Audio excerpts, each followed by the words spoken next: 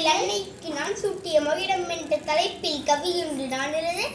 கண்மூடி சிந்திக்க கணப்பொழுது உதித்த கவி கவியரங்க விழா காண வந்தோரின் மத்தியில் இதோ என் கவி.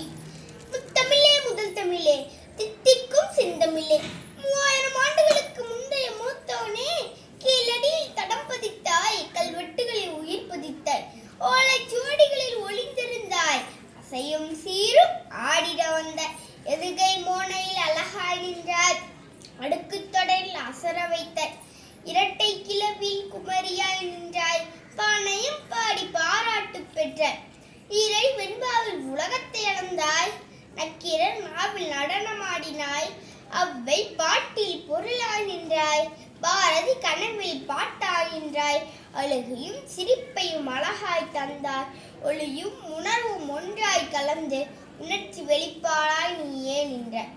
மண்ணும் மலையும் இருக்கும் வரை தமிழ் மாதா நீ வாழ்ந்திடுவாய் என்று கூறி விடைபெறுகிறேன்.